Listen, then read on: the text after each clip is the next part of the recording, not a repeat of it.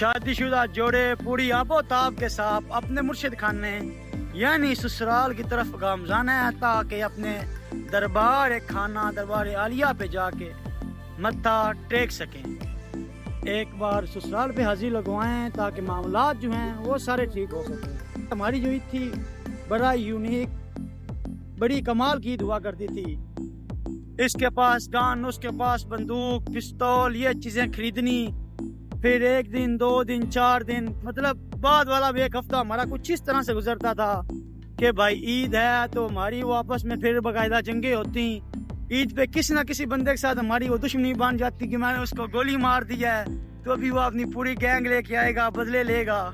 یہ مجھے یاد ہے جب میں چھوٹا تھا ہماری عید اس طرح کی ہوا کرتی تھی۔ اب کل عید کا دن تھا، میں نے دیکھا یار وہ والا تو سین ہی ختم ہو گیا نا، مطلب گن والا، پستول والا، کوئی دشمنی والا۔ ہم وہ شرح ڈھونڈ رہے ہوتے تھے کہ گولیاں کہاں سے ملیں گی، زیادہ سے زیادہ اپنے پاس بچت کرتے تھے کہ زیادہ سے زیادہ گولیاں ہمارے پاس موجود ہوں۔ یار ابھی بچوں کو دیکھ رہا ہوں وہی بھائی موبائل والا سین ہو چکا ہے۔ جنریشن زی جو ہے بھائی ان کو وہ پتہ ہی نہیں وہ چیز کیا ہوتی ہے۔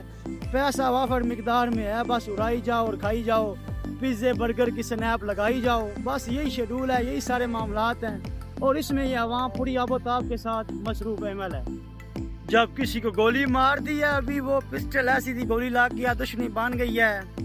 ابھی سین ایسا ہے یہاں پہ اگر بچوں کی لڑائی ہو جائے وہ ماں باپ آ جاتے ہیں، پھر پورے خاندان آ جاتے ہیں۔ وہ بچوں کی بات چھوٹی سی خاندانی دشمنی پہ پرچے، FIR، مار ڈار، سر پھاڑنا، جسم پھوڑنا، ایسے معاملات پہ پہنچ جاتی ہے۔ اور جو ہماری تھی دشمنی اس کا ایک ہی حال تھا، ابا جان کی لتر پریڈ۔ اگر ہم ٹھیک ہیں، ہم غلط ہیں تو بھی ہماری کٹ بجنی ہے، ہم نے ان کو مارا ہے یا انہوں نے ہم کو مارا ہے، ہمیں بھائی ہمارے گھر سے لتر پریڈ ہونی ہے۔ ہماری وہ جو غرور والی ساخت تھی اس نے وہیں پہ رہ گئی کہ ہماری جو لڑائی ہوتی تھی بھائی ماں باپ ہمیں اس میں سپورٹ نہیں کرتے تھے۔ ہم نے چاہے ٹھیک ہی کیوں نہ کیا، وہ ہمیں 2-4 لتر لگا کہتے تھے کہ بیٹا ایسا کام نہیں کرنا۔ آج کل کے ماں باپ جو ہیں بچوں کو اونچی آواز میں تو پھر بھائی اس کے لگ گئے، وہ کہتے ہیں جا اڈی تھی تو بڑا بدماش، اپنے بچوں کو نہیں سمجھانا، دوسروں کے خلاف ہو جانا ہے۔